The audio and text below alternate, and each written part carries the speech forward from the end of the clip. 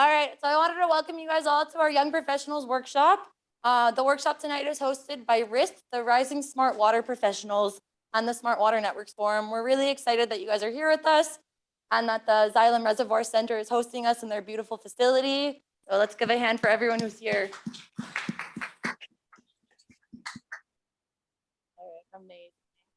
So at SWAN and at RISP, we have stuff going on outside of the conference, not just just these 3 days. We have stuff going on all year round. So maybe Amir, if we can go to the next slide.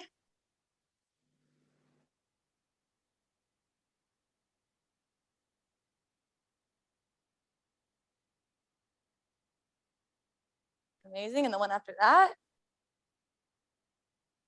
All right, so I wanted to introduce you guys to our leadership team who helps us put together all of our events and do all of these great, amazing events for our young professionals.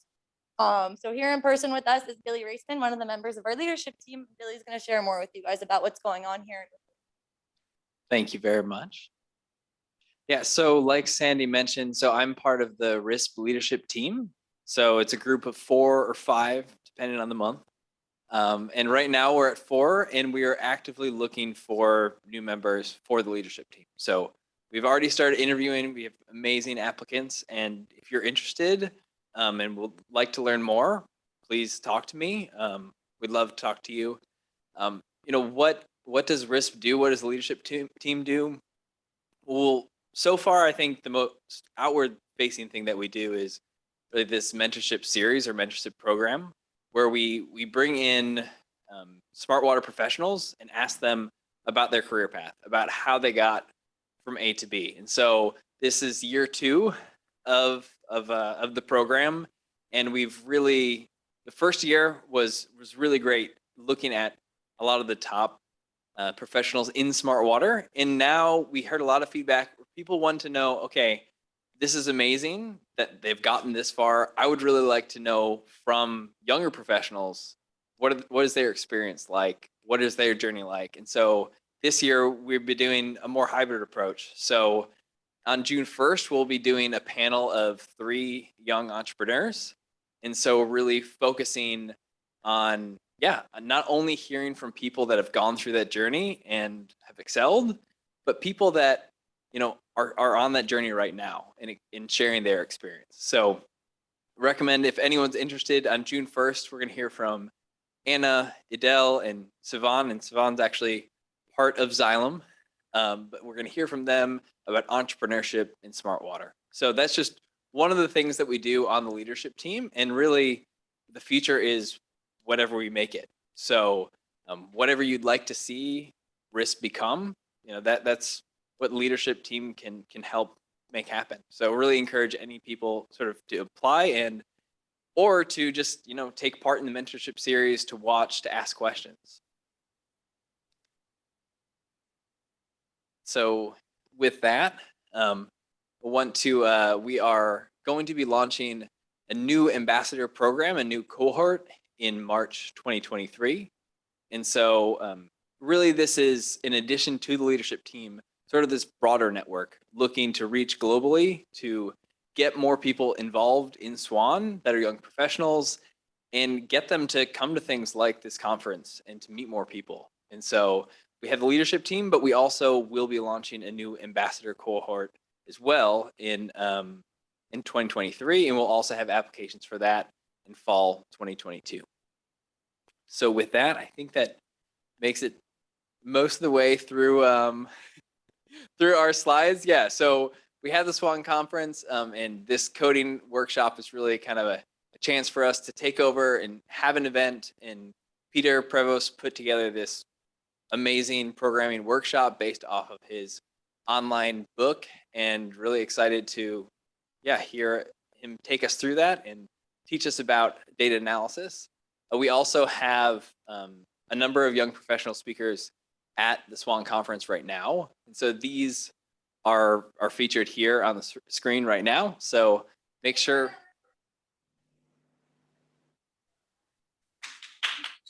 That's great. So it sounds like Nina will be speaking at some point, and we have people from vendors, from utilities, from consulting firms, kind of all over the board. Really great to see how many young professionals there are this year speaking at the conference.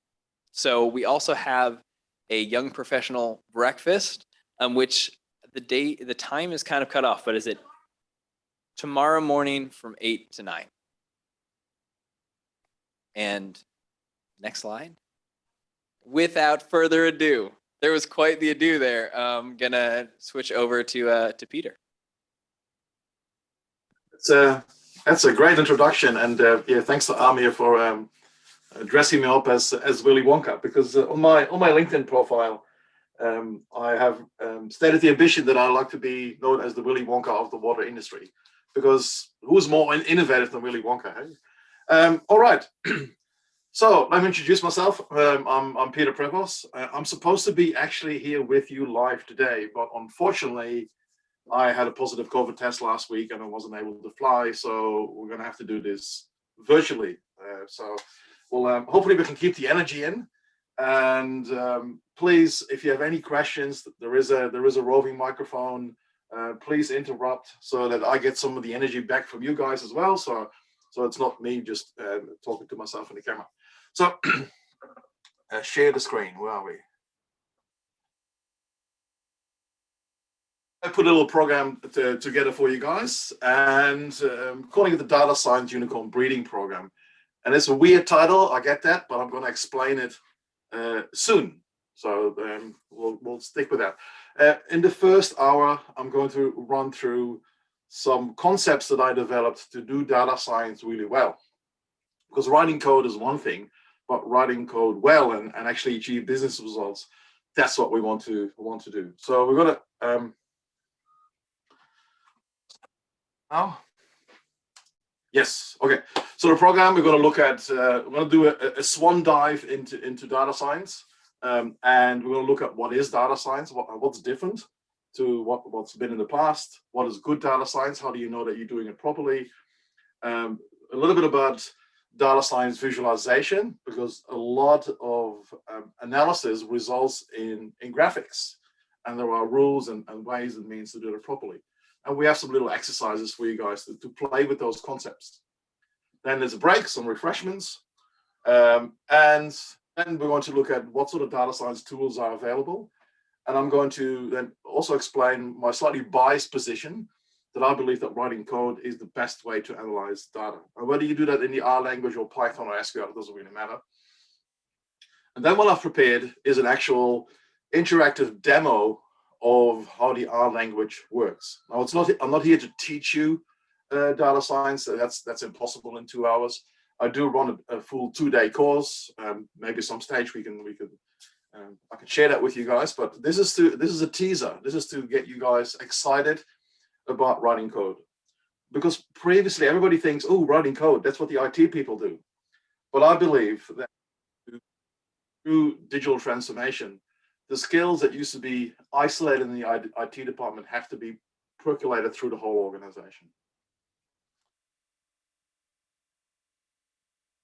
My objectives is for you guys to identify the different skills that are needed to be a good data scientist, some tools that you can use to evaluate data science proposals, because also, even if you're not actually doing the stuff, if you I work for a utility, so if you hire a vendor, you want to be able to talk with them, and a little bit about visualizations and using code. Now, who am I, and what was my journey to get here? And I've been analyzing data for 30 years, because analyzing data is what engineers do. And in my first job, I was managing dredging sites, so building artificial islands and that sort of water engineering. So I worked on big projects like Hong Kong Airport and Singapore Airport, building artificial islands. And we had lots of data, but all that data was on paper in Arch-Lever files. And we used pencils and calculators and pieces of paper to analyze all that data. And I worked fine, but I was always a little bit of a computer nerd, so I started writing computer programs to analyze my data. But then I discovered the spreadsheet and I was hooked. And for more than 20 years, I wrote hundreds, probably thousands of different spreadsheets. And the next step in my evolution to be a data scientist was, one of my colleagues said, oh, you need to look in this thing called data science. I think you'll find it fascinating. And for me, hearing the words data and science in one sentence, I thought, hey, this is exactly what I'm interested in. I did my dissertation, and I quickly found out that a spreadsheet doesn't have the capabilities that I needed to do the advanced statistical analysis that I wanted to do. So I learned the R language. And there was an opportunity within my organization to be the data science manager. I'm now in that role, and that's how I got where I am. Now, we normally I would go around the room and ask some people to introduce themselves, but we decided to do this the data science way. So we developed a little survey, and let's have a look what the where are my results? Oh, here we are. We refresh.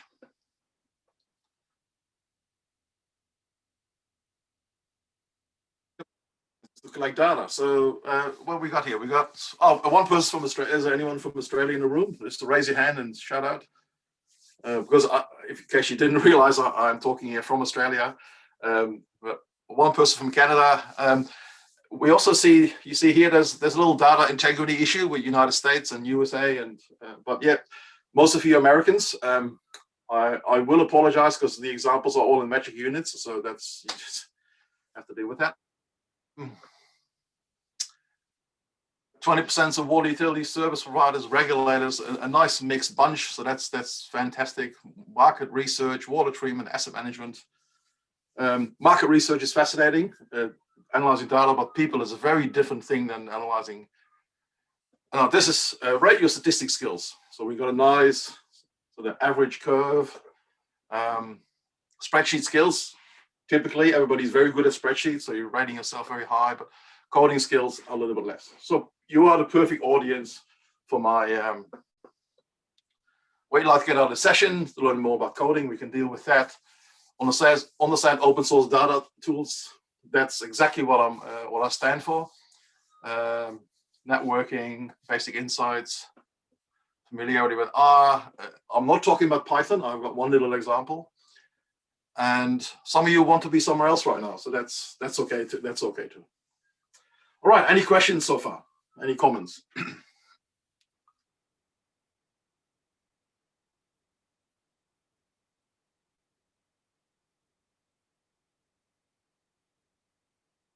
What is this thing called data science, and why is it different to what I've been doing for the past 30 years of my career?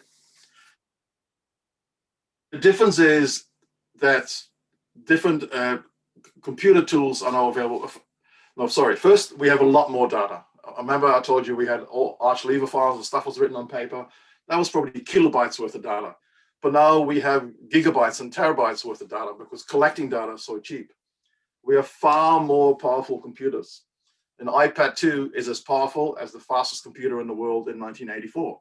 Well, that's quite something. So that the computing power is quite amazing.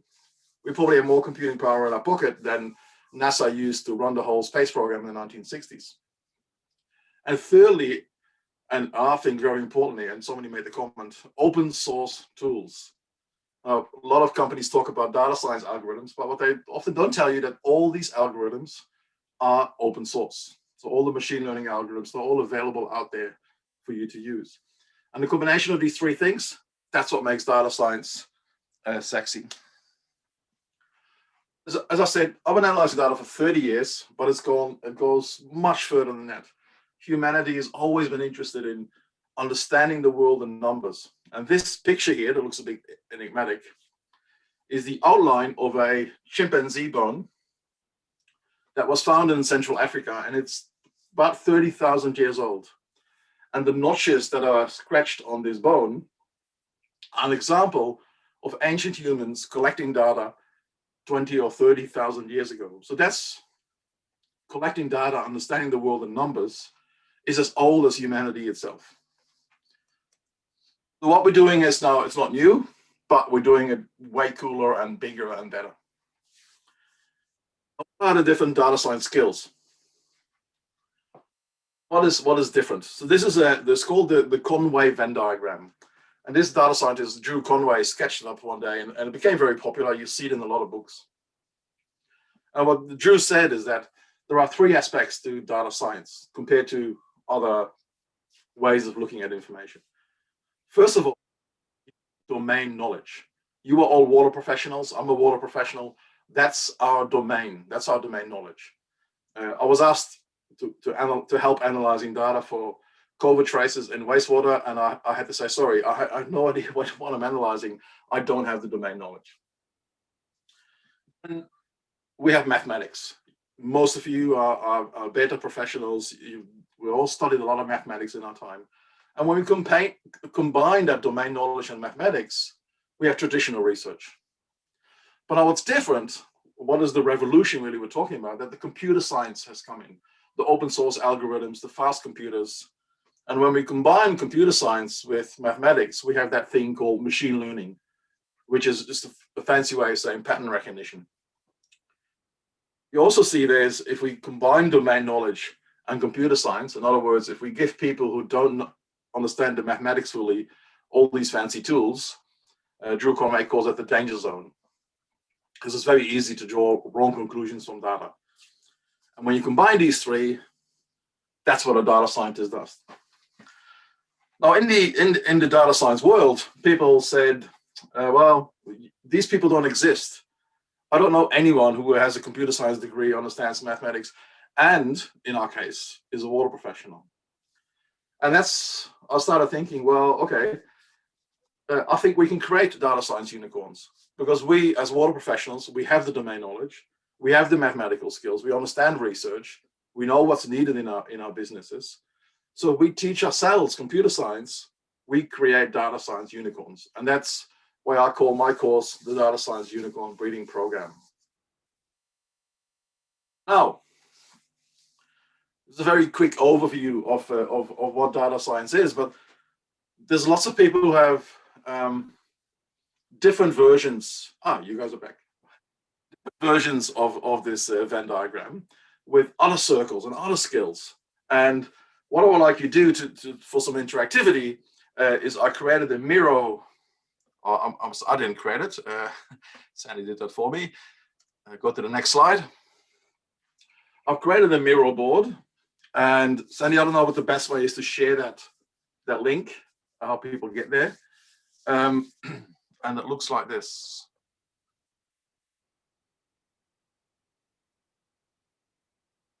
So I've recreated those three diagrams, but what I'd like you to think about is what other skills you believe are important. Think about sort of business skills and other skills to be able to be a well-rounded, a good data scientist. Put the link to the Miro board in the chat. I think that's the best way to do this.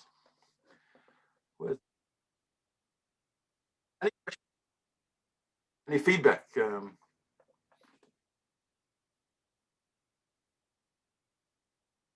I'm still live. Am I?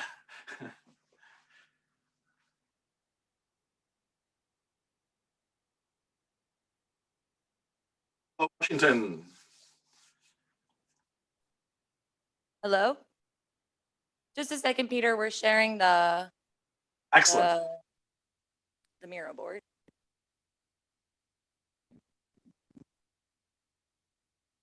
And if you guys have got any questions, raise your hand and somebody will give you the roving microphone. I hope to make this interactive. I know you guys just all had a beer and it's late. It's late, and I'm on my early morning energy drive. So the link is in the chat. If you guys are signed into the who below, you can access the Miro board.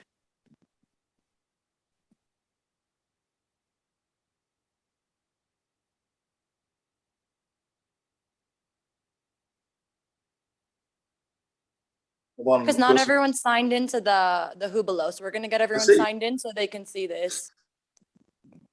Well, we can, if I would be actually in the room, I would probably do this as a discussion. So if somebody has any thoughts about what sort of skills should be added to this, let's call it I'd love to hear them.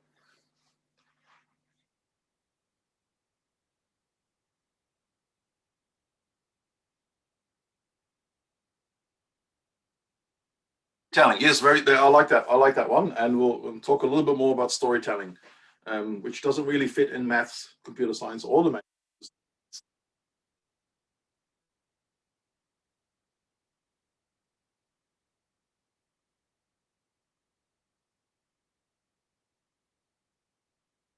ability to, so one of the problems with data science, I'll give you a hint what the direction that I'm thinking is. One of the problems is there are so many tools out there. It's like you're like a kid in a candy shop. And I could spend all my day sitting there producing wonderful graphs. But how do I know that these will actually create business value? So what sort of skills would a data person need to make sure they stay on the track of delivering value rather than doing interesting stuff? And they often overlap, but not always.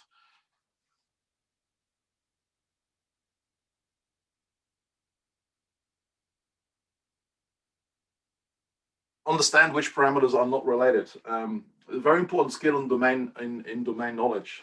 The machine learning algorithms, they hoover up every parameter they can find in a database and then do a prediction. But it's very easy to find spurious relationships between things. There is no physical way that these parameters can be related. I'll read this is tiny.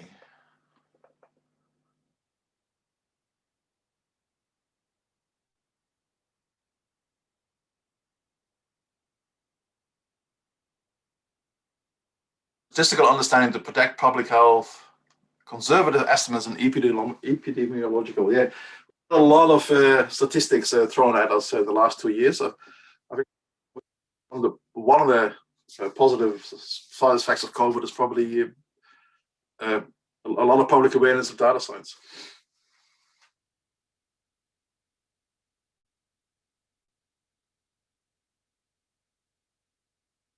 Design, is that as in designing the way things look, visualizations, or the scientific design?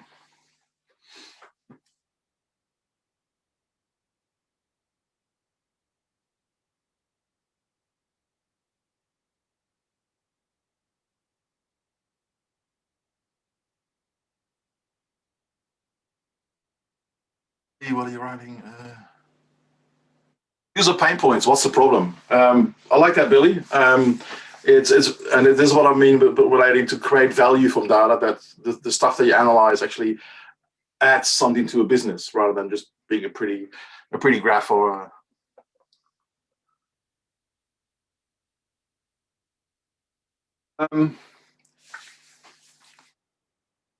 Ideas coming up. We'll wait. Give it another 2 minutes.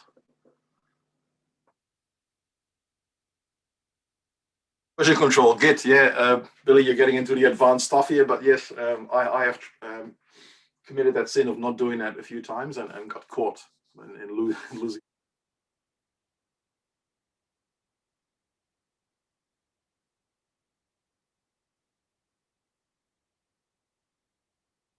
Identify and solve problems. Yes, identifying the right problem is often the hardest part, and wording it.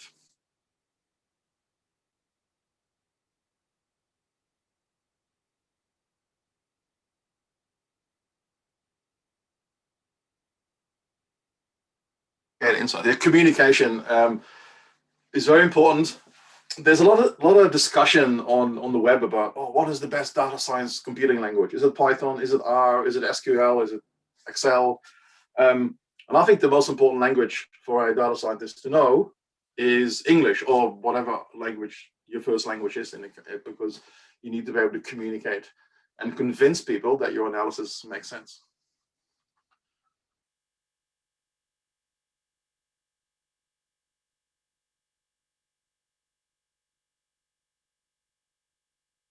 Wrap this mirror up. So these are good. These are good additional skills. Some of the extended versions that you'll find on the web when you surf this topic are, I think that's communication skills and negotiation skills, or financial analysis skills to do business cases. The reason they don't technically necessarily belong in this little Mickey Mouse diagram, as I like to call it, is that they're skills for other professions as well. But mathematics, computer science, and domain knowledge are really the foundations of good data science. Any comments from the floor before we move on? Peter?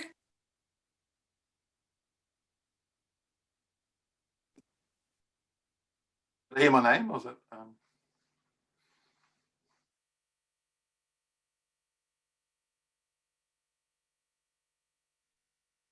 Be a big yes, Peter.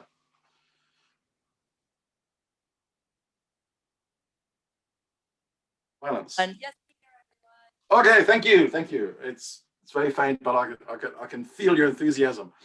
So now, some people made comments about being able to sort of know what is good data science, and I've developed a little model for this. And in my first year at uni, decades ago, I studied architecture, but I wasn't creative enough, so I moved to engineering because I love the numbers more than the sketching and the arty stuff. But one thing I learned there's this architect from 2,000 years ago, Roman architect named Vitruvius, and he developed this idea that a building has to be sound, so it shouldn't collapse. It has to be useful, so the rooms need to be big enough, and then the house has to have a toilet and bathrooms and those sort of things. And it has to be aesthetic, so it has to look good. And I thought, hey, this also applies to data science. Data, what a report I create has to be, first of all, sound. So the maths have to stack up and have to select the right parameters, as somebody pointed out. We have to use proper Git and those sort of tools. Version control. It also has to be useful. Now, it has to be something that a user can actually provide benefit to. And aesthetic, often I get questions when I present this to engineers, but I think aesthetic is extremely important, that the graphs look good, but not because you want to make them look pretty, but you want to get the right message out. So I've got a few comments about each of those items. And you've probably seen this diagram before, that we have data, information, knowledge, and sometimes there's another thing on top of the pyramid called wisdom. But I've created my own version. I've removed wisdom, because if you want wisdom, you shouldn't use data, but probably study philosophy. And I added a layer at the bottom called reality, because often people forget about the reality that underlies the data.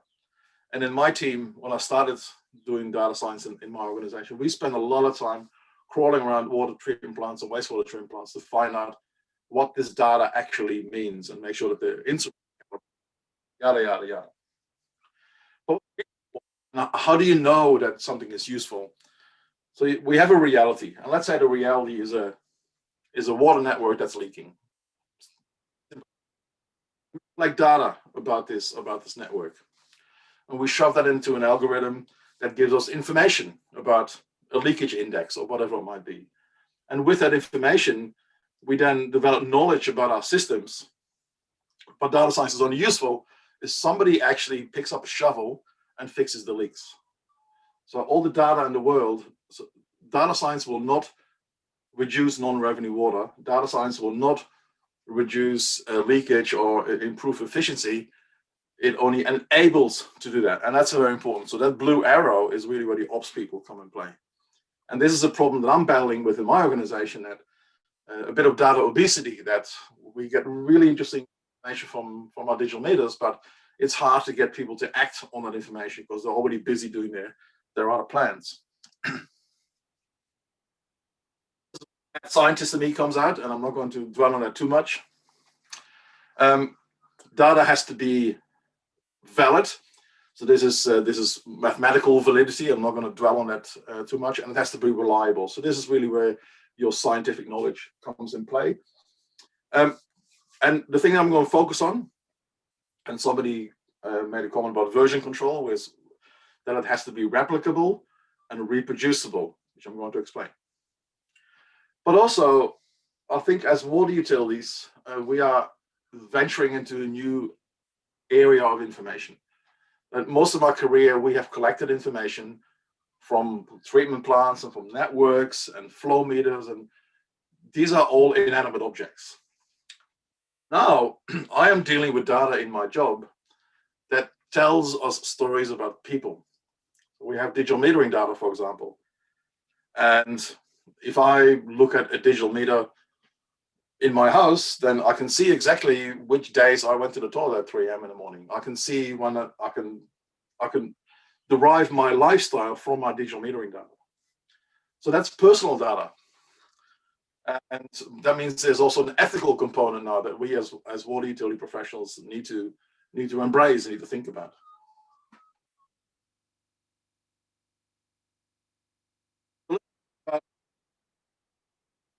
This will link into why we write code. So a bit more about that later. But what I mean with that something is replicable, let's say you need to write a water quality report for your regulator. And one way of doing that is to get the data and build a spreadsheet. And every year you sort of do your analysis and create your visualizations. You copy and paste all your graphs into a report.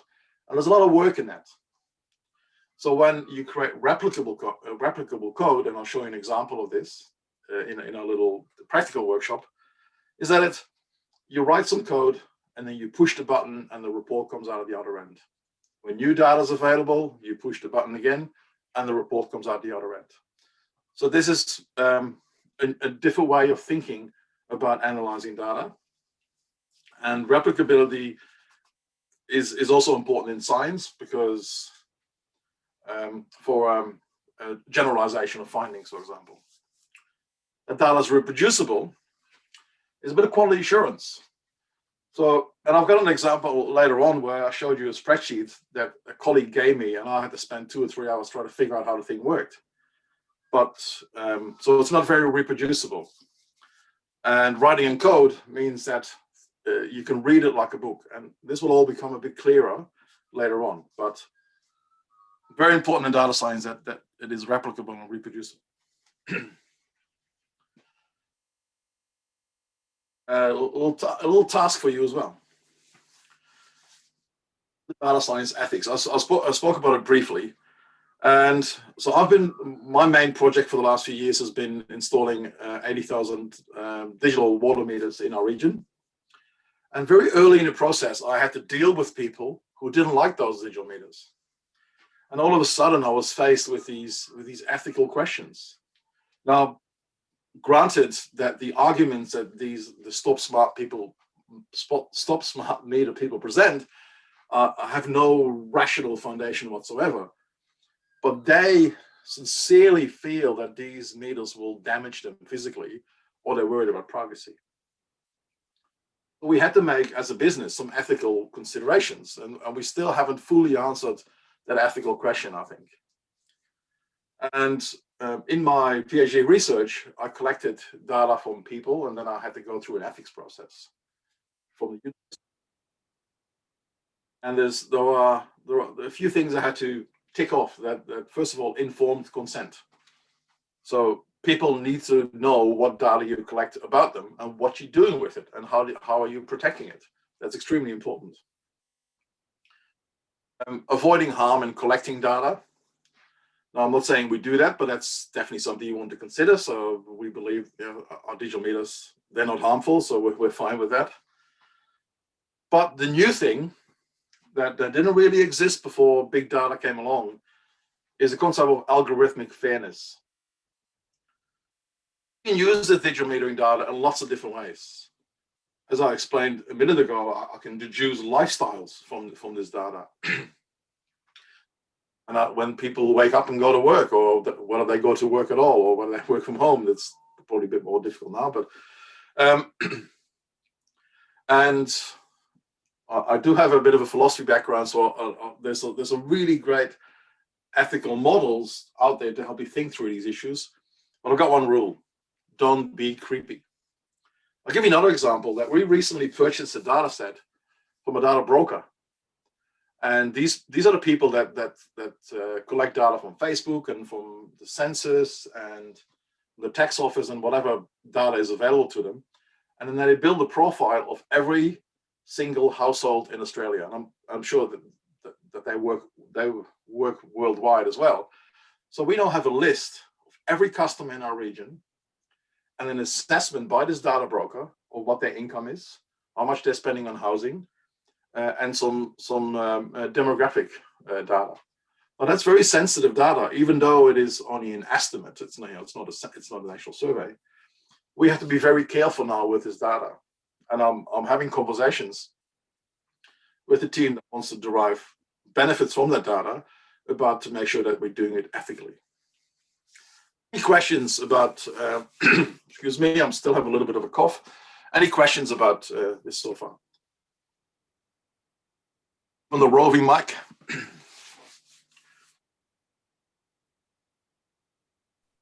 Just a second, we have a question for you, Peter. Excellent. Love feedback. Thanks for bringing this up, and it's actually something that hi Peter, I'm from Bluefield Research, and it's a conversation we've been having as well when people come to us about data privacy. And I'm just curious in terms of thinking about how you use it ethically, aside from not being creepy, I guess. Yeah. How do you work? Oh, sorry, you're saying? Yeah, go ahead. I guess how do you work around that, that communication aspect, also with maybe the utility as well? Yeah. Great point. And I think there are two different things. First of all, is privacy. Well, privacy means that, yes, customer, we have some of your data, and we will look after the data, and we will make sure that nobody who shouldn't see the data will see the data. That's privacy, isn't it? And in America, there's a really interesting case study with, don't know what the name of the utility is, but in Texas, and some data was breached about digital meters. And then some reports came out about Lance Armstrong, the former famous cyclist. He was a water guzzler. And so that's privacy, that you can embarrass people by releasing their data. Or you can harm people, now if it's credit card information, etc. This is really the next step, is what do you do with that data? Now,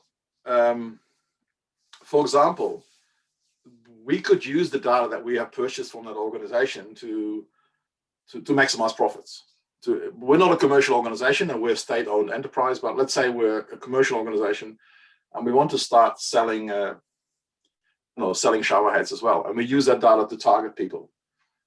Is that, I know that's common market practice, but is that something that my organization wants to do? And I've got a case study for you guys, by the way, they're not a mirror board. But some of the ethical models is the utilitarianism. So is there a greater good? So in other words, yes, we might be breaching a little bit of privacy, we might be peering a little bit into private information, but we're actually doing it to save water, or we're actually doing it, in our case, we are using that data to identify people who might struggle to pay their bills. That's our purpose. So we made the ethical decision that purpose is higher than perhaps it's not a breach of privacy, but looking at private data. Does that answer your question? It does. Do you mind if I ask just one more follow-up question? More conversations we have, the better, because talking to myself is not fun.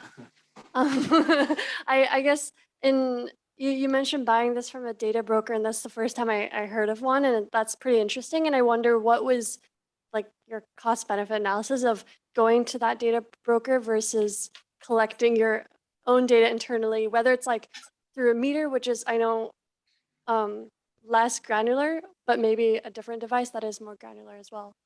Yeah, we have an ongoing discussion internally on the cost benefit of this data. So I'm not going to. I'm on the fence, to be honest, on where the cost benefit is. It costs us a few dollars per customer, so it's not cheap. Yeah, and when you add that up over all your customers, a lot of data. Now it gives us really good insights into where our poorer customers live. So I think that over time we can derive a benefit from it. But unfortunately, this was a case where somebody bought the data and say, hey, can we do stuff with it, rather than doing a business. Right, because it can be very expensive to buy that data, and yeah, the data brokers, there's lots of them, and it's amazing what sort of data you can get. Question for you guys just to sort of because I know it's not a common topic in the water utility, so I thought it'd be fun to get you guys to think about this problem. And this is a real, this is a real problem.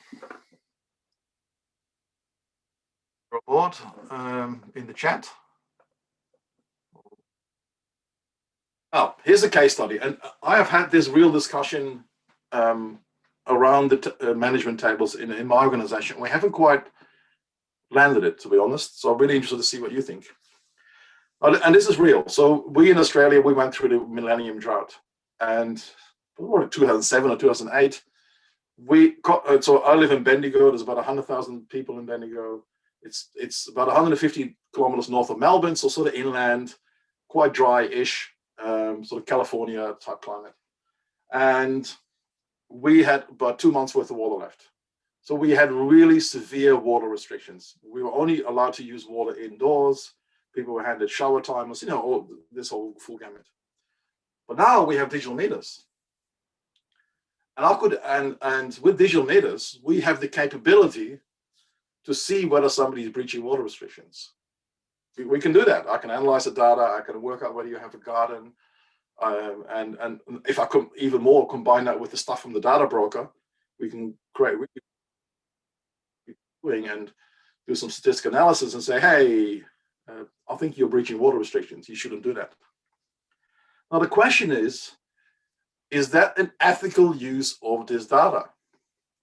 Now, this is an opinion question for now, because I haven't sort of shared any ethical systems with you guys, but I'm just really interested to hear what you think. Is it ethical to police your customers whether they are breaching water restrictions in a time of drought using digital meters? Board, but we could also have it as a roving microphone discussion. So the previous speaker, what's your take on that question from an ethics point? I forgot your name. Hi. Sorry, could you repeat the question again? So the question is, let's assume that next year here we're in extreme drought, and probably California already has that. And the only way to manage that drought is to legally enforce water restrictions. So in other words, if people use water that they're not supposed to, like watering a lawn, for example, they get fined. And here in Australia, we were in that situation 15 years ago. That's the situation we're in. The other part of this little case study is we have digital meters now. So I could do a statistical analysis and work out whether you are watering your lawn or not, and send you a fine, or send somebody out to inspect what you're doing, and then fine you. Is that an ethical use of smart water data or not? Share my for you later. My personal take is, I mean, there are parts of the West Coast, for example, California, with the lawn regulations to water our lawns less.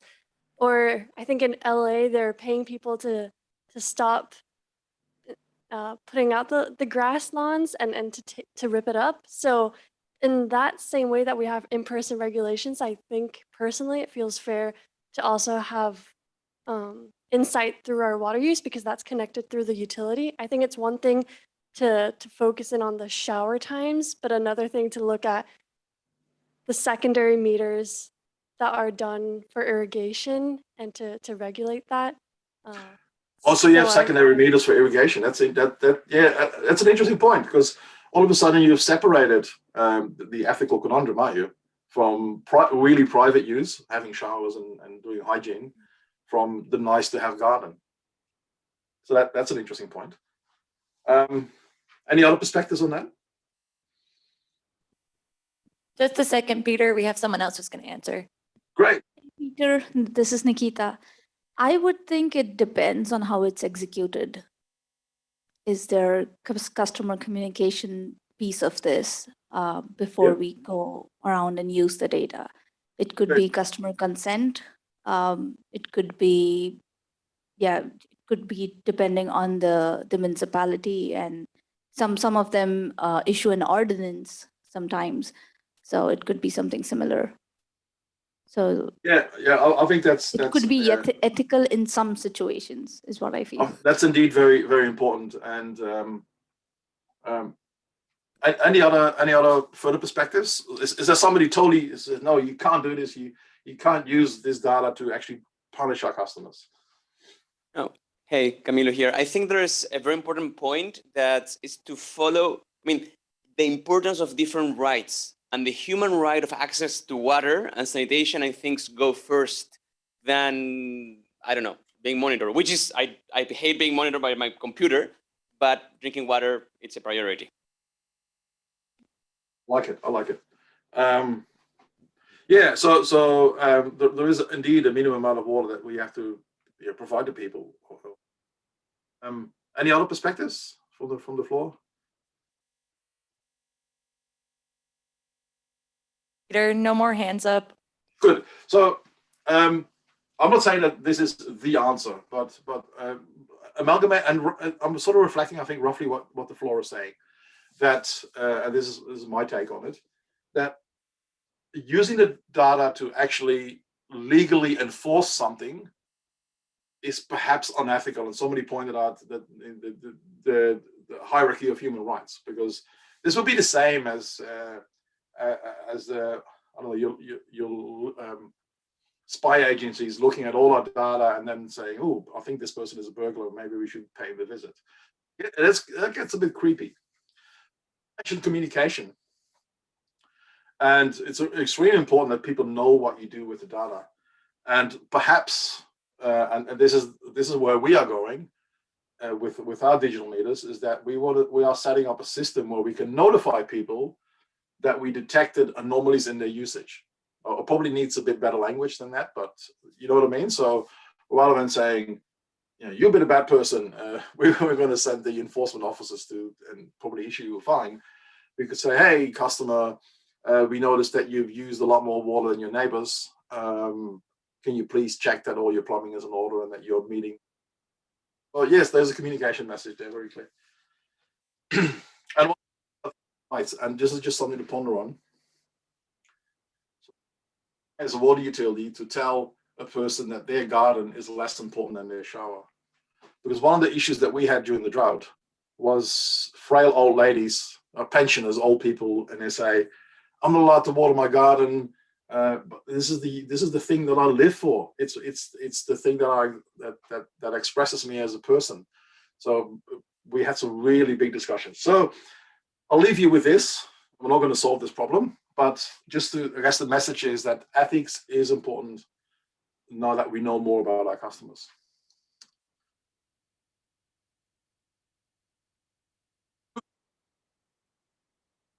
Time for a break almost. Who's the timekeeper? 10 more minutes? Or whenever you're ready, Peter. Yeah, so what I'll do, with this data visualization, I had a little workshop plan, and I don't think it really works on a Miro board.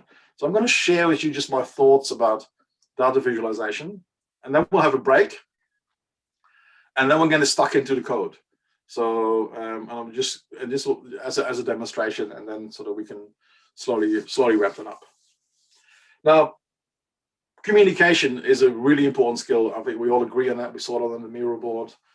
That storytelling with data, and this is what I love about my job.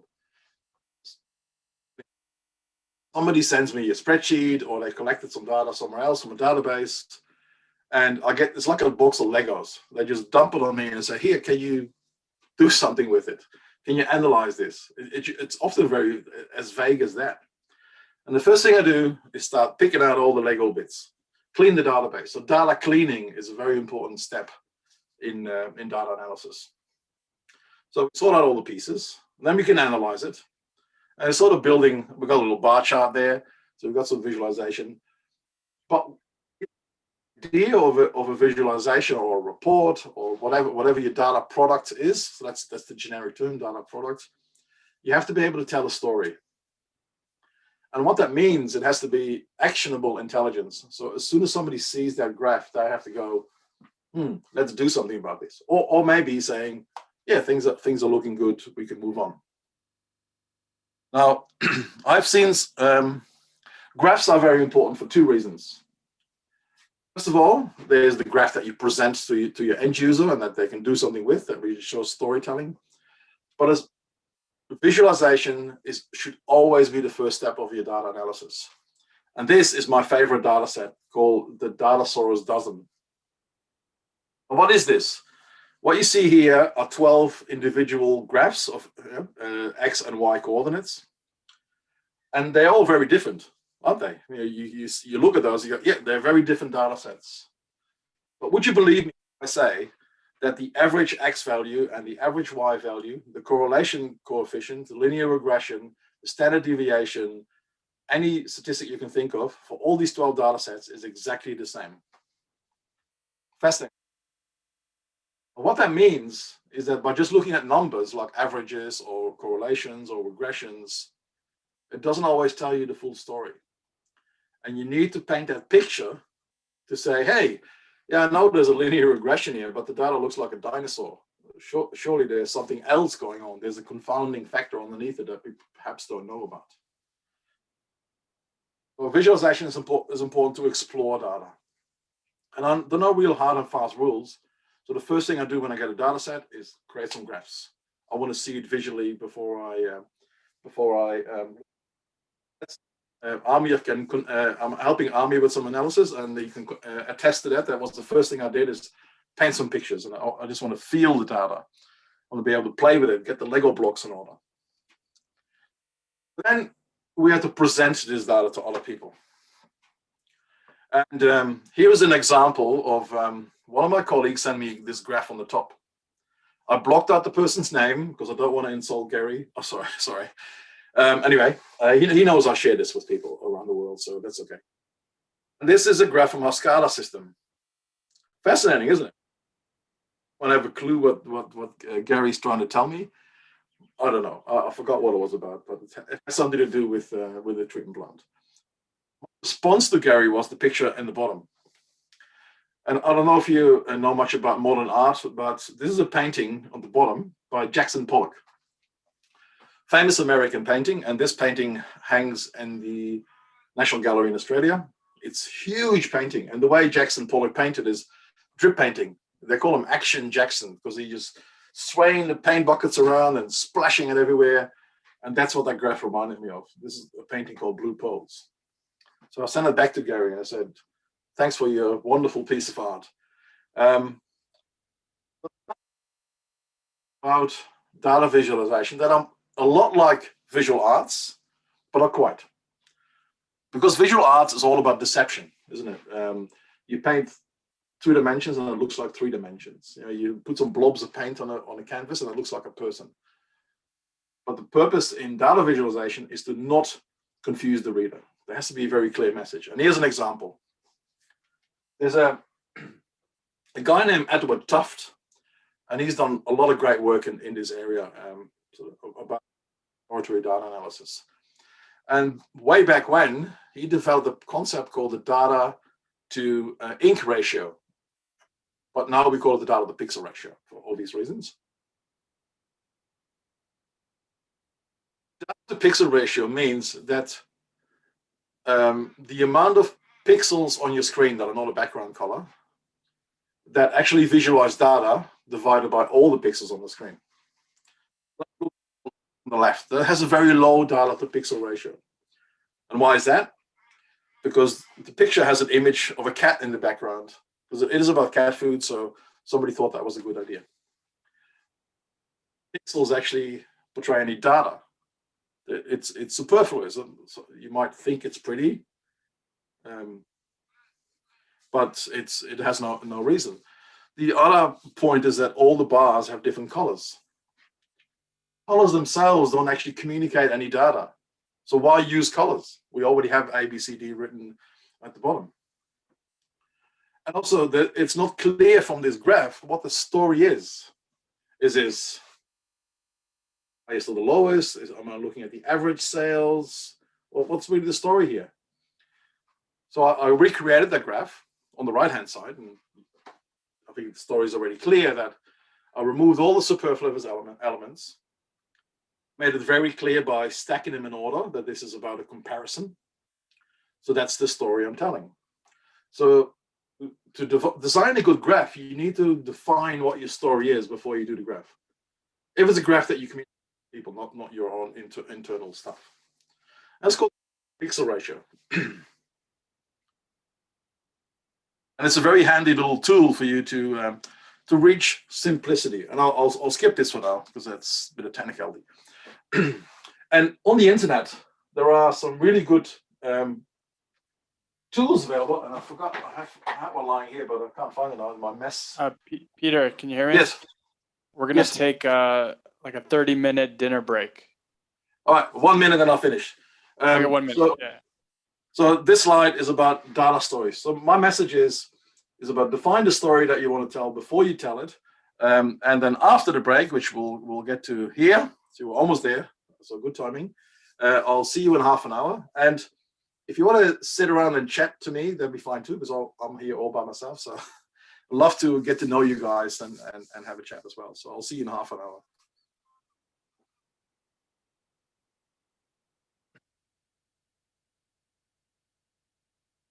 See you soon. Thanks, Peter.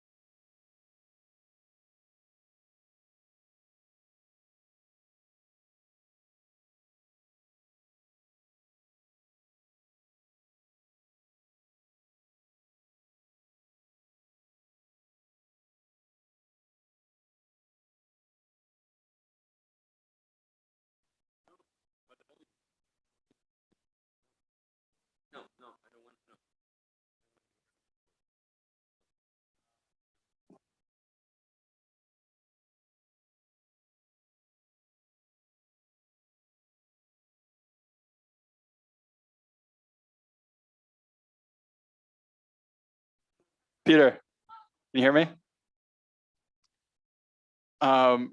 You're on mute. Someone wanted to just know what you do in your day job.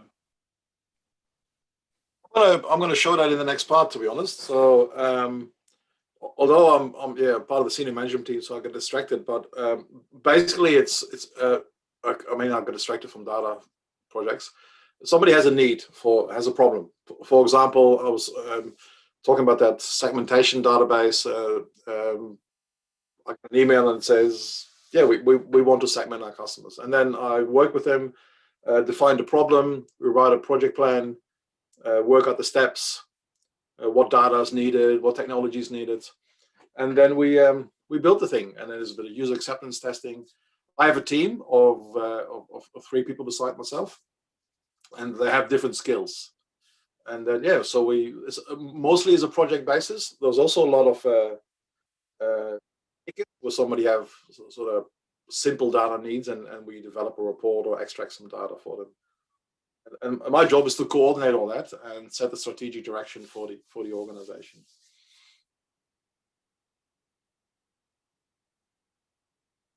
Does that answer the question? I guess another question for me is, how long have you been a magician? From probably when I was 7 years old.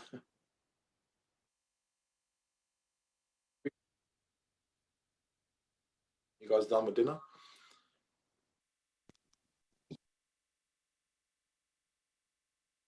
On the topic of being a magician, what's the greatest hat trick you've done using your work in the data science?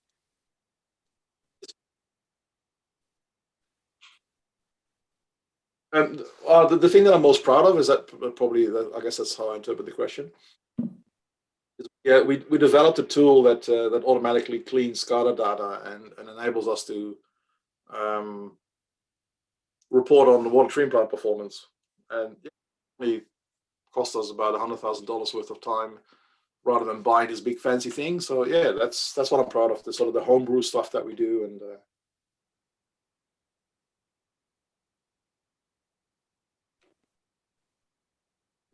no magic involved there. It's magic and data science are very. Maybe very another different. question, Peter, Yeah. is what's your best magic trick?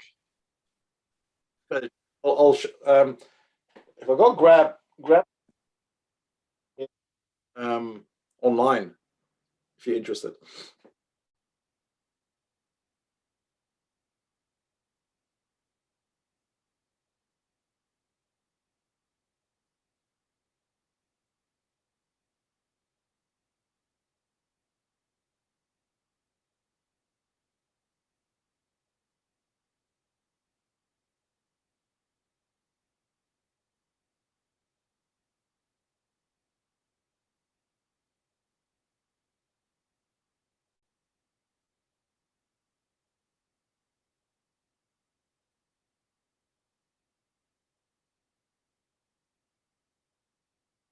Guys, ready to see a card trick?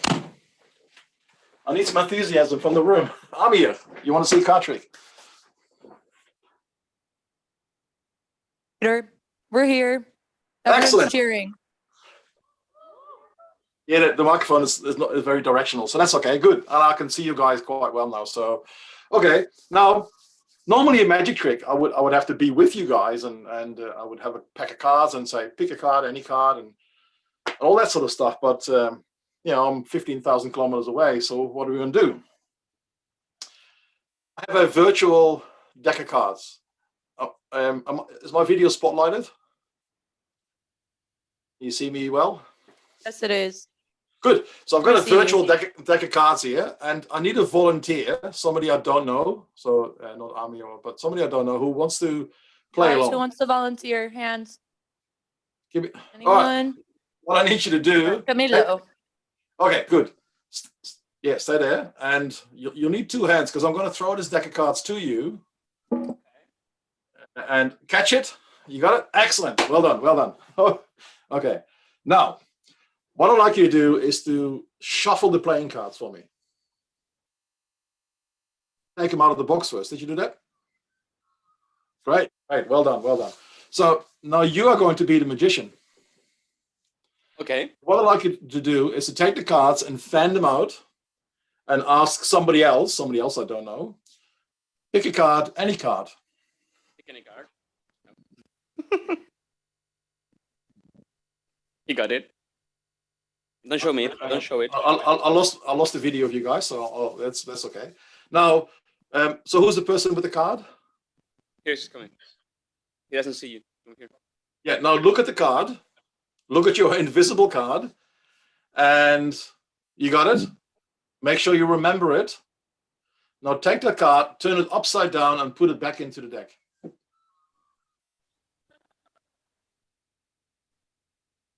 Okay.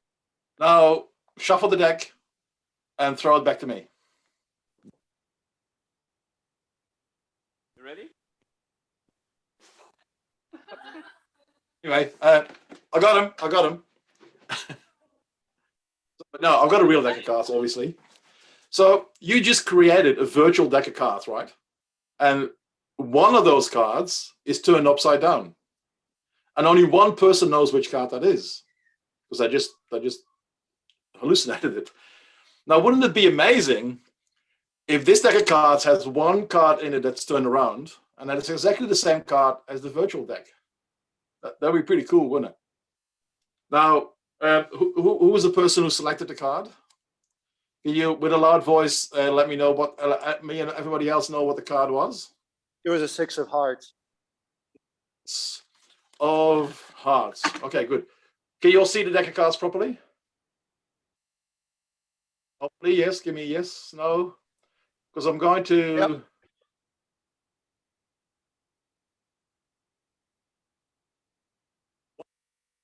I'm going to fan through these cards. And what you'll see that one of these cards, but only one, here, because it's here, let me know if it's clear. There's only one card turned around, right? Yep. That card, and it's really amazing. It's the 6 of hearts. You picked the right card. So thank you very much.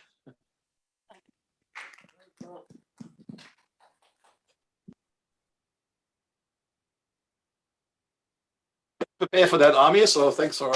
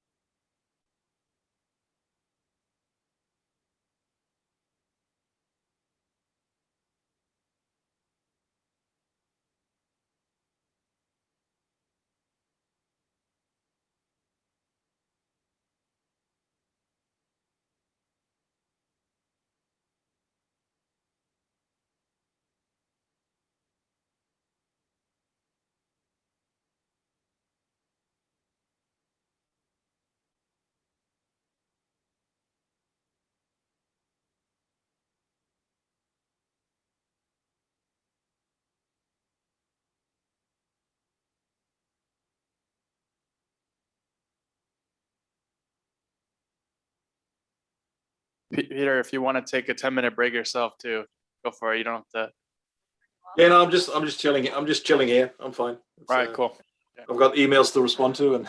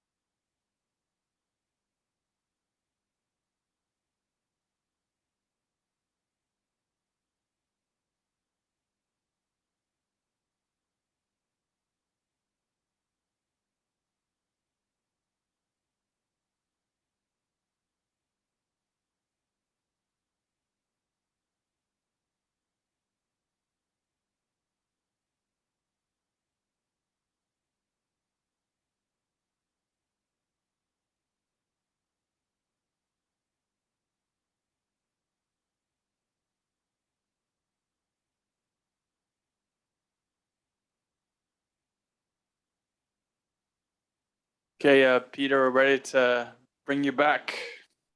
All right. You want to pull up your slides again? Yeah. Okay, where did I put them? Okay, share screen.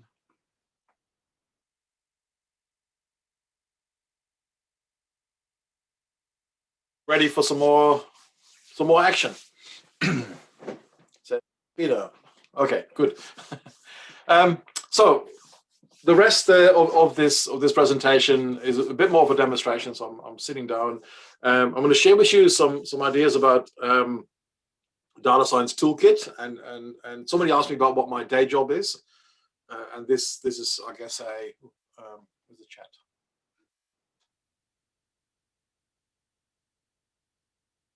Full screen, aren't I? Is the screen all right? You see my slide? Okay. Yeah. We don't see we see. There we go. Yeah, that's full screen. Sorry. Yeah.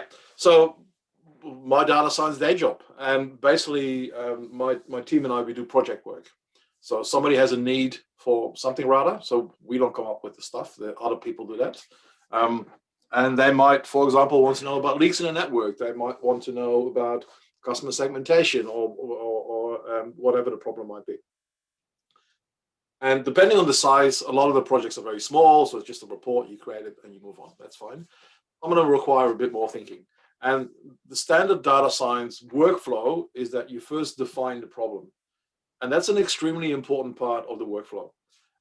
And when I say define the problem, you need to use the right language. It's not about, oh, can I have a report that shows me this on the x-axis and then on the y-axis? That's not the problem. That's the answer. So the problem is, for example, we would like to know which of our customers are likely in utility stress. That's one of the research questions I was working on. So it's about, when you think about your academic days, it's defining the research question. What is the thing we want to improve? What is the thing we want to just monitor?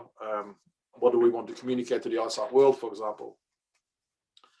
And then when you define the problem, then your next step will be a methodology. What data do I need to do that? So let's use this utility stress, this recent project I'm working on, as an example. So that was the question. Can we find out which customers are in utility stress? Now, utility stress there's a definition for that. Somebody's considered in utility stress is that if their available income, so all the money available to them after they pay their rent or their mortgage, is more than 3% of the water bill. I'm not sure if that's an international definition, but that's the one we use in Australia.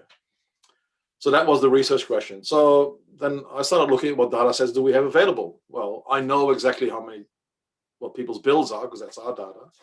Then I started looking at census data. Can I do some statistical analysis?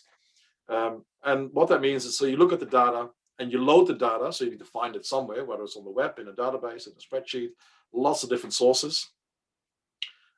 My team spends a lot of time building APIs to cloud services so that we can use the data. Then there's a lot of data cleaning. Data cleaning can be a big part of the job. And some of that data broker information, for example, where there's a lot of data issues with that. So there's a cleaning to be done with removing outliers and those sort of things. But then there's about understanding the data. And a former manager of mine called it the data vortex, which is really the place that I love to be in. It's exploring the data, create some graphs, look at it. And I showed you the importance of looking at data rather than analyzing data to say, what's really going on here? What are the patterns?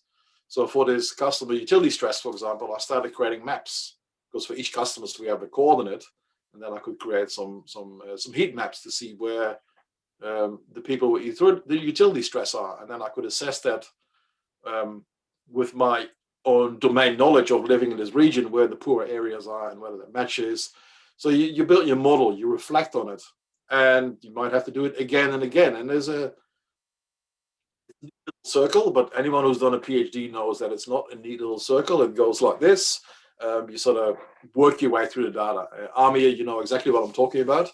Looking at the data again and again, and modeling and remodeling, and really trying to squeeze that drop of information out of the data. Now, once you've done that, that's not the end. And I had a really interesting discussion with one of my staff who's an IT professional. He's the only IT professional in my team. So his idea of completing a project was, yeah, I've written all the code. No, you're not done.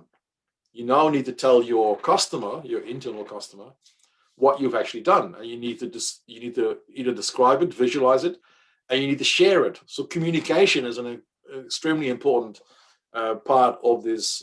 This is the diagram of my day job, but then probably multiple projects at the same time. And each of these phases are equally important. Although a lot of data science courses immediately go to the technical part, what I'm trying to share here is that the definition is also very important. This is where your business skills come into play, and understanding the business, understanding the needs of the organization, and the pain points somebody mentioned. And at the end, it's extremely important to communicate it in a way that somebody can use it. One of the issues with machine learning often is that people see these fancy models and then they don't act on it. And there's some literature on that. And why they don't act on it is because it hasn't been communicated in a way that convinces people that it should be acted on. Take any comments or questions. No, We're good in here, Peter. No questions. Oh, yes. No questions. We're good. I shall move on. So what are the tools in my toolkit to use that? Now, I already mentioned to you about spreadsheet, and I used to be a total spreadsheet guru, probably big word guru. I've got colleagues who and one thing that I figured out in the 1990s, where I was working on a massive project in Bangladesh, building a bridge over the river Jamuna, which was a huge undertaking. And I built this toolkit of all these spreadsheets that were linked together, and all the data lived in these spreadsheets, and it worked beautifully until somebody else had to take it over from me, and he had no idea how it all worked. This example of a scan of a spreadsheet that I printed that somebody gave me, and I had to try to reverse engineer this thing because we needed to build this into a. And spreadsheets, they're great, they're fantastic.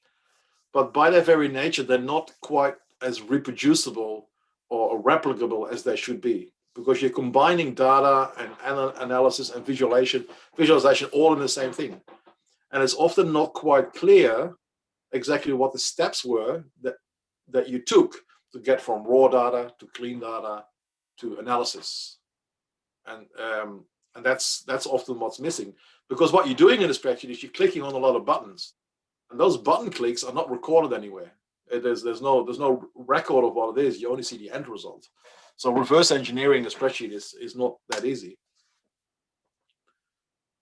And so I don't use spreadsheets at all anymore. I write everything in code. Even these slides are written in R code. I do everything in code. So I'm a total convert.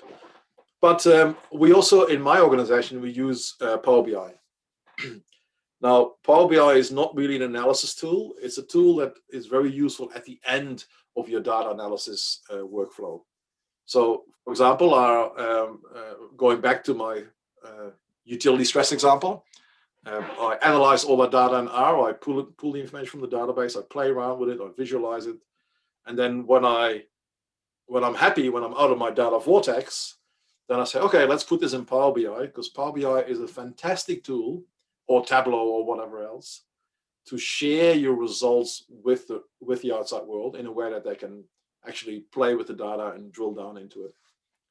But as a development tool, any IT professional will tell you it's horrendous, because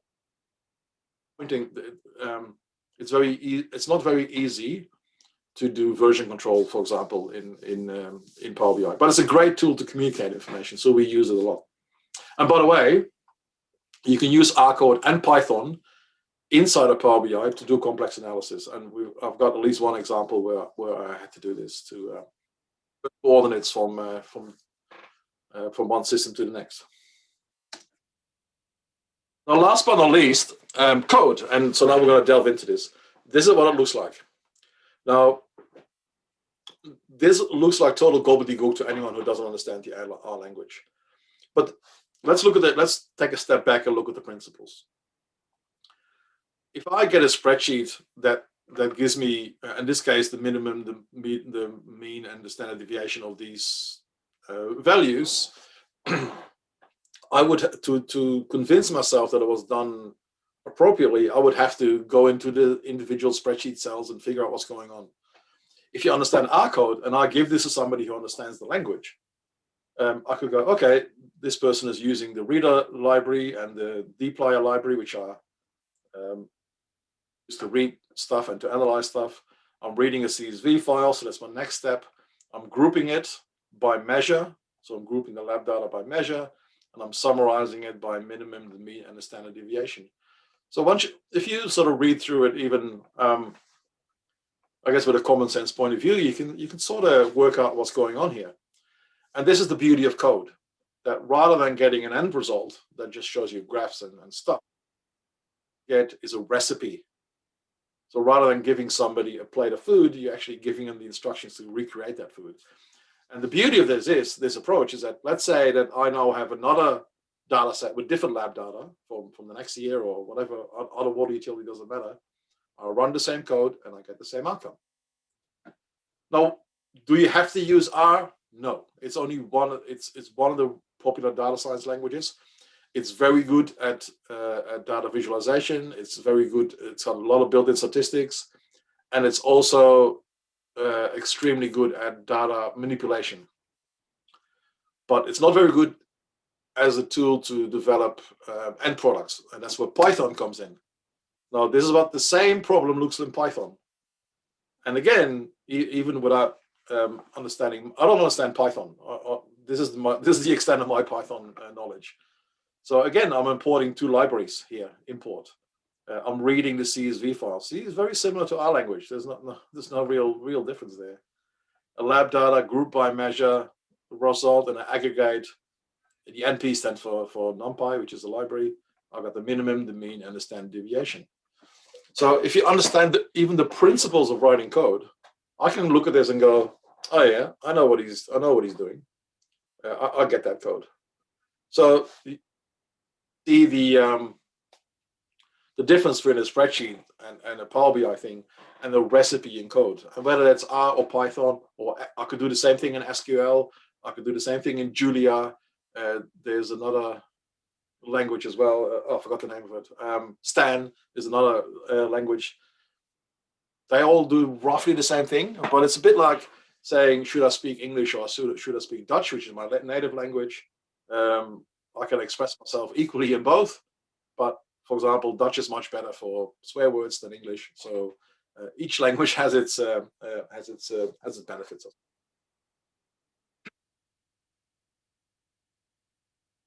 Because now it's up to you to start doing something.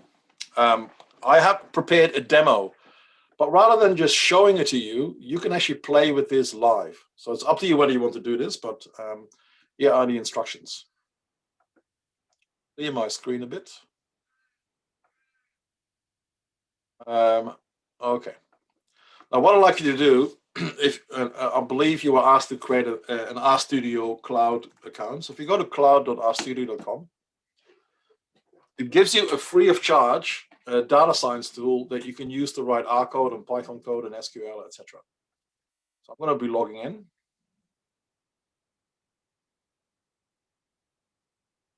I'll do this slowly, so you can play along if you want. But if you just enjoying your after dinner low sugar rush, then just this is just a demo. Now, when you open the screen, that's the full screen. Okay, good. You see a list of projects, and that DAS project, that's something that I'm working on for AMIA. But what we want to do is to create a new project. So a project is exactly what it sounds like. It's a set of data sets, and the beauty of this is somebody mentioned Git. I can actually link this to a Git repository, and I created one called SWAN demo. Put this in the chat to everybody. I don't know if can everybody actually see this chat that's logged in? I'm not sure. What happens now? RStudio is now copying this data from GitHub, and GitHub, by the way, for those of you who don't not in the know, is a website that code developers use to share code. And it has version control, so it's like Dropbox on steroids. Now the project is being deployed, and that will take a second. Any questions? Just interrupt me anytime.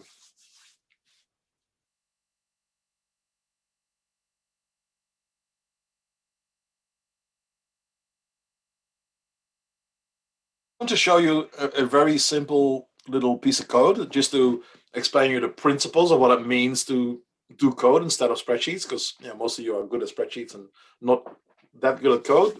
Then I'm going to show you an example of actually reading data, and then how you actually export the results. So this is the opening screen, and this is called an IDE, an Integrated Development Environment. And what we have here is called the console. I'll show you, that's where the action happens. We see files here. And if I click on the SWAN demo 1.r, that's one of those recipes that I spoke about. And just for fun, I've added a nice little SWAN in here. Every line that starts with a hashtag is a comment, which means it's not code, it's just an example. And these comments are really important because it helps you to provide context. I'll go back to my screen here, on my presentation, because I want to. This is the demo. So here's the practical problem that I faced a couple of years ago. That and a little bit of context: the area that I work and live in here, Bendigo, was a gold mining town in the 1850s. A lot of gold has been found here, and the biggest nugget ever found in the world was found not far from here in Wedderburn, where my wife works. It's called the Welcome Stranger, and somebody literally tripped over a 25-kilogram gold nugget. And people still find gold nuggets in the bush here.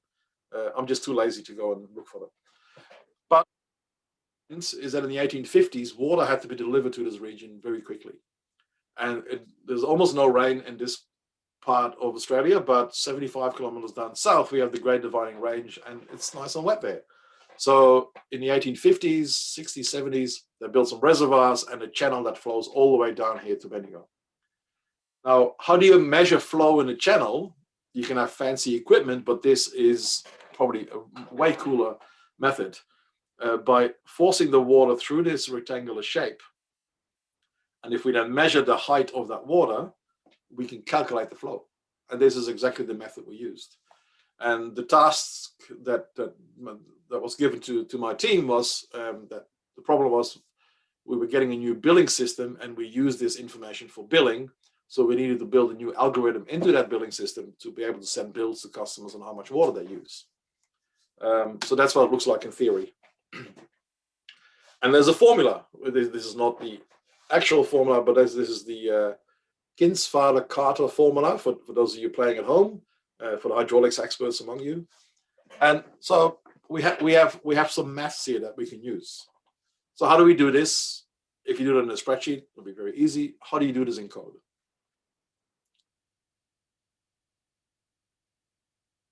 Now, in code, what you need to do is you need to define variables. So what I'm saying here is I've defined this variable CD, and I'm saying it's 0.62, which is just a factor. And what you do in R, you hit Control Enter. And what that means is that it gets evaluated. So now I've got a variable here, CD, and it's now 0.62, you see? So it's like storing a value in a cell in a spreadsheet, but it gets a name rather than a number. We have the gravitation constant, which is 9.1, be 2.7 if you're on Mars. And the width of the thing is 0.5 meters. So I've defined now these constants, and the beauty is that I can now use these constants in formulas. So if, let's say I'm doing a height measurement of 100 millimeters, and I need to convert that to meters, so I divide by 1,000, and I call that H1, which becomes 0.1. You see the calculation in here? And here's the formula you saw earlier, and I calculated my Q and my Q1. Very simplistic, very straightforward. So all these variables are now stored in memory. Now, what some people sometimes ask me if I now, for example, say B is 0.7, so I'm changing my assumptions, that Q1 doesn't automatically change like you would expect in a spreadsheet.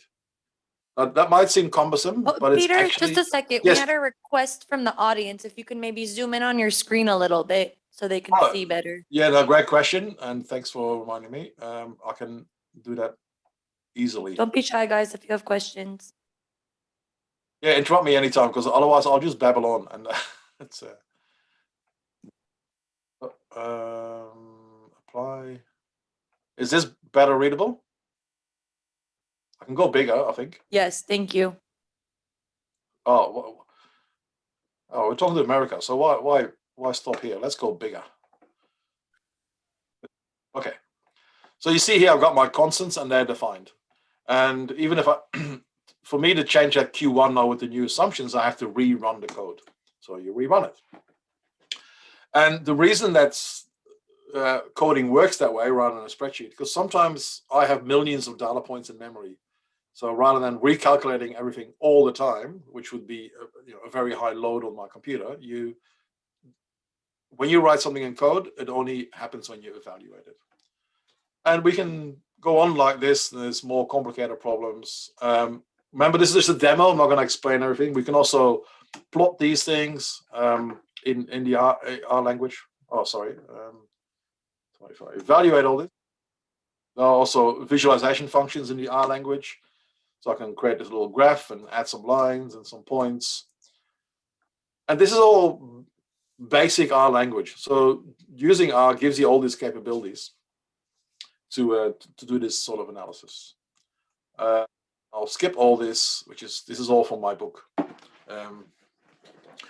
Any questions about that principle that we declare a variable, a number, and that's then stored in memory for us to use later. And then every line of code adds a little bit of, it's sort of stepping your way through the problem as the basic principle. Questions on that? Is anyone playing along in RStudio or just watching? Is it?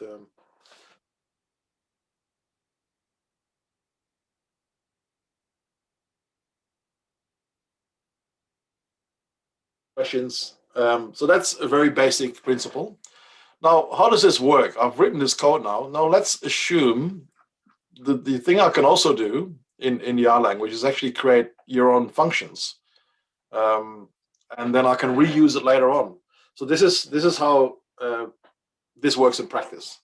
I have this problem. Let's go back again to my segmentation problem, and I'll write some R code. And as I'm writing it, there's a lot of sort of intermediate steps that I'll later clean out. And then as I do that, the clean the code is called refactoring. And I save that file, that R file that you see here. This is saved away. So this is my little recipe. And if I get new data, I can reuse that recipe. So that's where the reproducibility comes into play. And there are ways of storing these things in a proper manner, and you can do version control, so you can roll it back to different versions. You can, yeah. So that's the basic principle. These are only very simple lines of code, and they look a lot like spreadsheet formulas, don't they? There's not a whole lot of difference there. The only big difference is that all your data sits in these memory banks that you can see here in the environment tab.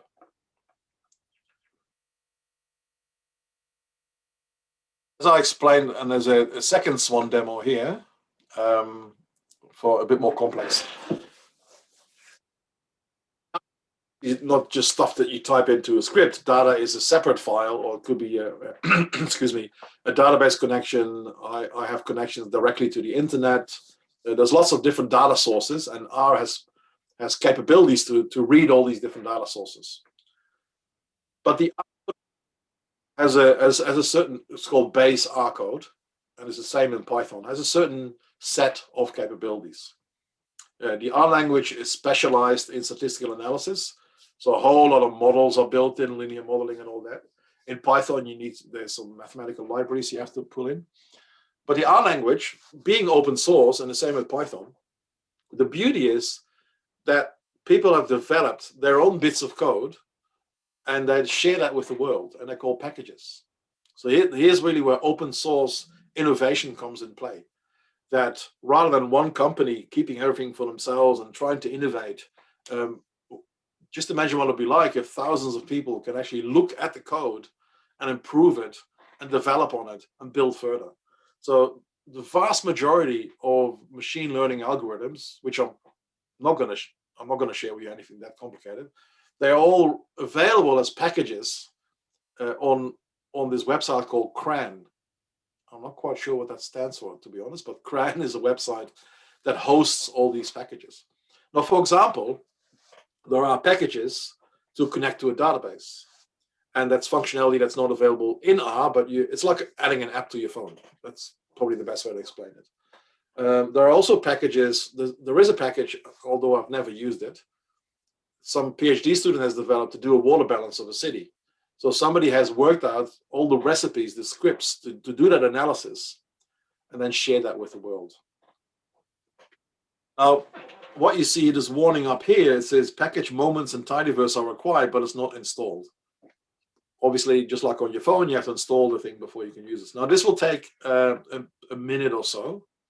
And you see there's a lot of stuff now happening in the background because R is now downloading all these software from the CRAN website and installing it. So there's a whole bunch of tidyverse is a group of packages.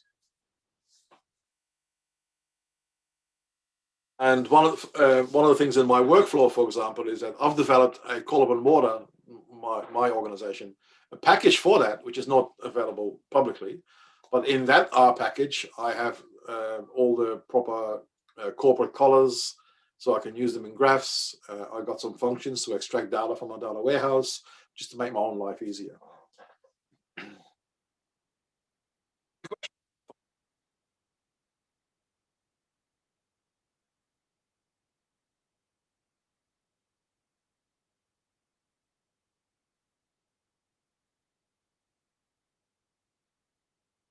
Now these packages are installed, I can use them, and I only have to do this once, by the way. So that's another SWAN demo.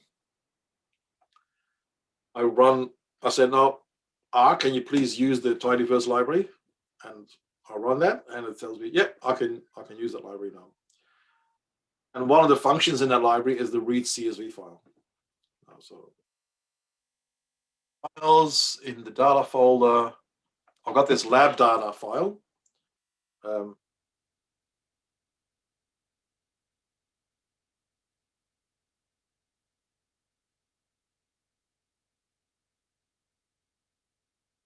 it lives in the cloud. So this is a CSV file that I've created for the R courses that I run, and it's synthetic data. So it's actually made up data. Basically, what I did, I got data from my organization, and then I changed all the names of the suburbs. I changed all the names of the sample points, and I manipulated some of the data to make it more interesting. And I can read that data, and let's clear this. So if I read that data, it appears again up here, and it says I now have 2,422 observations of seven variables in my system. And I click on this, and now R shows me what this looks like. Now this looks like a spreadsheet, but the difference is you cannot edit this data. And you might think that that's not a good idea, but it's actually really a good idea. The first, and I can't emphasize this hard enough, never ever manually change your raw data, because if you do that, you totally lose track of what happened with the data. Ideally, you need to use code to change your data. Well, I'm not getting into that because this is a beautifully clean data set created for demonstration purposes. We can only read the data. You can change it, but if I change it, it doesn't automatically change the CSV file. That CSV file will stay untouched, and that's exactly the way I want it to be. So I have a sample number, typical water utility data. There's a date, which I placed on my 100th birthday. I've got a sample point, a suburb, measure, results in units. This is typical water quality data most of you probably recognize this. And I've got 2,400 data points, but it can easily be 1 million. And on my laptop, I've got a fairly good laptop, 16 gigabyte memory, high-end laptop. I have had 2-3 million data points in memory without any problem. Now I can explore this data. So if I just type lab data, it gives me a little summary here. I've got all these little functions that I can use to then look at the data. I can extract the data. Here's all the 1,422 results. I can count the data. So number of samples by measure. I can add the suburb to it. So there's a lot of things I can do. I can filter the data, which is often what happens. And this is the code. And then we can do statistics. We can do a mean or a median or a quantile, which is a percentile, but divided by 100. Because, this is a real example of the moment that I probably totally fell in love with the R language compared to the water quality regulator in Victoria here in Australia decided that we had to use the Y-bool method to calculate percentages of turbidity. And we went, all right, whatever that, what does that mean? And I started looking at some literature, and then when I used the R language, the beauty of the R language is that it has help built in, just like most software. But the help files can be, they're extremely well written in a lot of cases. So this is the quantile function. And the beauty for me is here, it actually gives me all the mathematical ins and outs. And I don't know if you're aware, but there are 9 different ways of calculating a percentile. And the R language can give you all 9 different ways of calculating a percentile. And it even gives me a journal article that I can go to really cut outs. So it's really a language written for scientific thinking, and that's the part that I really enjoy. That it takes the user very serious. I worked out that what the regulator wants is called type 6. I'm not going into the statistical intricacies of that, but yeah. So when I saw this help file and I found that paper, and yeah, for me that was yes. This is how I like to be treated as a user.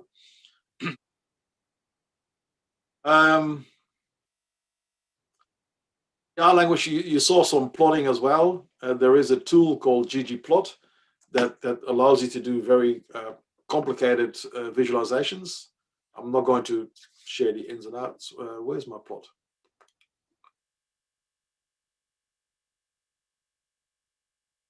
Don't tell me I've got a bug in the code.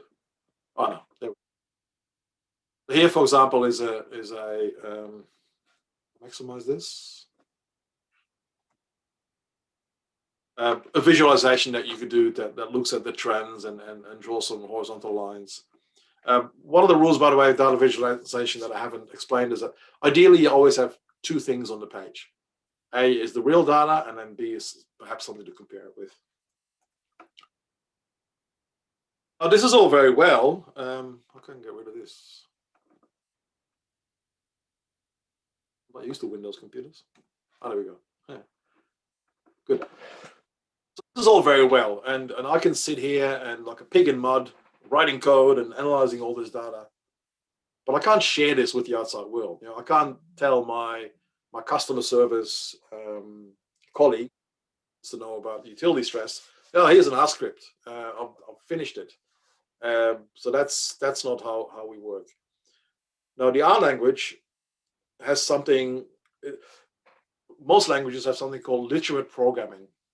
Now, you've probably been in that before. You're writing a report, and you're writing that in Word or whatever word processor you're using, and then you write your text, and then you've got some data you're analyzing in a spreadsheet, and you copy a graph, and you copy the numbers, and then you write the report, and you go, oh, bummer, I need to change it. And then you change the spreadsheet, and you have to copy and paste it back into the Word report, and you forget to copy. So you know it gets very complicated to write a report and do all that at the same time.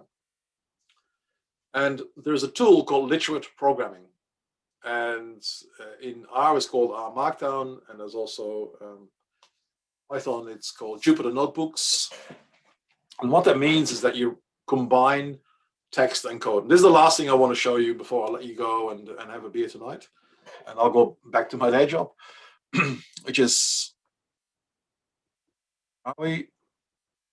SWAN demo 3. File here is that there's some stuff that looks like R code, but we also have some regular text in here. And there's even an image in there as well, a picture that I've downloaded straight from the web, from Tucson. Yeah. Now, this is an example, a very simple example, I need to install another package, so I will do that for me. So literate programming means that you have some code and you have some text and it sits together on one file. And then that code links to a data set. Now, what that means is that every time the data set changes, the output file will also change automatically. So in this case, this code has now created, oh, wrong screen, bear with me, has created this PowerPoint file. Where's it going?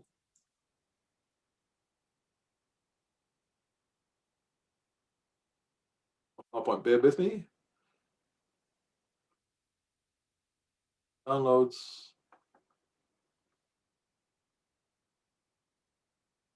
Don't you hate that? Yeah. Net. So we're running the code.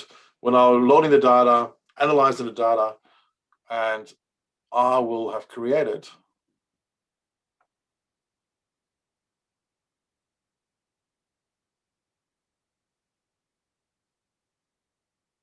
this is the file that's now being freshly created. I've linked it to a PowerPoint template. Oh, I'm getting a message. Excuse me. I forgot that I have another meeting. So what R has now done, it has read the data, analyzed the data, also read this PowerPoint template file, and then combined all that together into this presentation here. And the beauty of this presentation is that, so this is plain text, but for example, these dates here are actually extracted from the data set. This table here is created directly from the data set. And this is also, again, from the data set. Now, the beauty of this approach is that I can run exactly the same presentation or Word report or whatever it might be. And whenever new data is available, I just push the button and the report comes out. And a use case for me is that we have a board report that draws data. So it's a performance report that goes to the board of the whole business. And it draws data from every area in our organization. And because there are so many different data sources, I wrote this R script, extract all the data, create all the graphs, and then I spit out a PowerPoint file because that's the format that the board wants the information in. Now, this is a very quick idea what coding, the life of a data scientist looks like. I wasn't intending to teach you coding, so I'm going to sort of wrap it up here and take any questions. But some final next steps and conclusions. Learning are frustrating and rewarding at the same time. Now, when you first start writing code, it's a different way of thinking. But once you're in that mindset, you're going to play the computer like a piano. But you see, even this experienced R user sometimes steps on the rake the wrong way. Computer bugs and all these sort of things, it can still be frustrating, but I find it extremely rewarding to work in code and really get my hands dirty with the data, rather than some. I don't get that feeling when I use Power BI or spreadsheets. Now, if you, I at the moment have an online book available, but I'm going to have to remove that soon because I made it. I've got a publishing deal with Ruthless Publishing, so hopefully sometime later this year, early next year, there will be a book called Data Science for Water Utilities. It's not going to look like that. That's my own little cover design, which takes you all the way from the early beginnings of code, what I just showed you here, to some machine learning models. And that's, I'm going to take 2 weeks holiday. I'm going to fly to my family in the Netherlands, That would be my writing sabbatical. So I'm going to punch out this book in the next few weeks, hopefully. But what you need to do, the only way to learn this stuff is by doing it. And the reason I started with principles is because I think it's really important to understand principles before you start writing code and running machine learning algorithms. You'll find a lot of examples on the web that you can copy and paste, but ideally write them by hand. Because that way you build it up step by step. You create some simple programs, you practice, you ask for help. There's lots of forums on the web, whether it's Python or SQL or whatever. People are extremely helpful in the open source community. And then you build your own projects. But the best way to learn, and this is why I like running workshops like this is why I like running courses and writing books, is to help others. Because for me, that's the way to really understand what it is I do as a job. So this is my last slide. Would love to have met you guys live in Washington there, and like to get to know you. So if you want to hit me up on, you can find me on LinkedIn or on Twitter on the Lucid Manager. Happy to talk, happy to help with anyone.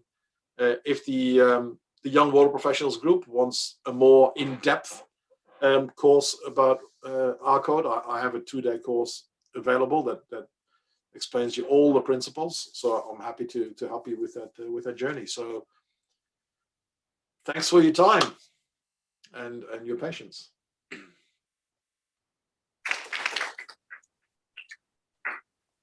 Thank you so much, Peter. That was really amazing. Does anyone have any last questions for Peter? We have a few questions here in the room, Peter. Hi, Peter. Can you tell us a little bit about different data sources in our industry or data sources types? Like, can we use GIS data or things like that? So a lot of data is still stored in spreadsheets, and spreadsheets still are important. So we use a lot of spreadsheets. For example, if we do a small survey or a little research project. So, but the issue with spreadsheets is how do you maintain all these files that are floating around your network? At Coliban Water, we have what's called a data warehouse. So all our databases, we have an asset management system, the customer system, the billing system, all our systems, and a snapshot of that data is stored in one big database called the data lake, if you like. So that's a data warehouse, and 90% of our data lives in there. We also, and with cloud computing becoming more prevalent, it's called an API. I forgot what it stands for, to be honest. But an API is a little bit of code that lets you connect to data and the cloud servers, and then you can analyze that as well. Lots of other data sources, but these are the three main groups. And any good data science tool will let you use data from whatever source is available. Right. I have one more question. It was great and interesting to see how the PowerPoint was an automated outcome of this, but sorry, not automated, digital outcome of the code. But can we automate this code to run at a certain time of the day? Let's say I have laboratory data that's updated at a certain time, and I want the report to be automated and updated based on that. The example that I gave you here, you can probably do it in Power BI because it's pretty simple. But anything that you write in code, you can your IT department can then automate that to say run it every Monday morning at 8 a.m. for example. That's very doable. So what you're doing is once you've nailed your little program, the next step is to put it in production, which means that it's no longer on your little laptop. You put it on a server somewhere, and then IT can help you to automate that. Yes. We have one more question here from Sam. Hi, thank you for your presentation. My question is around how does someone with the R coding skill set find a position at a utility that lets them leverage that skill? I was sort of Coliban Water was an early adopter because they let me loose really. They didn't ask for an R coder. They wanted somebody to look at data, and I decided that's the tool I want to use. But more and more utilities around us, they're actually having data scientists, people who are not necessarily water professionals, but sort of hardcore data people. And I think part of the big problem is sometimes the IT department thinking that there are huge IT risks. So that's a discussion you need to have, because all of a sudden you're moving skill sets from IT to other organizations, plus to other parts of the organization. I'm not sure if I'm answering your question correctly, but that's my observation is that these skills are becoming more and more common. And I think for me as a manager and other managers, and for you guys as future managers, you need to be aware that this is really the direction data analysis has been going. The spreadsheets are going to be if you want to do real data science, this is where you have to go. Thank you. Any last questions before we say bye to Peter? No. Maybe one quick thing that we could do before you sign out, Peter. Can we all go stand next to the screen so we can take a group shot with Peter? Well,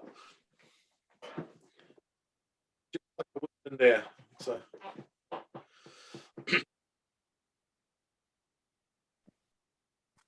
Yeah, don't block Peter. Leave him in the middle. Go on either side of him.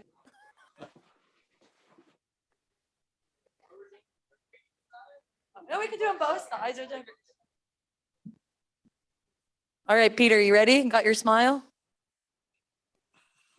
All right, 1, 2, 3. One more, guys.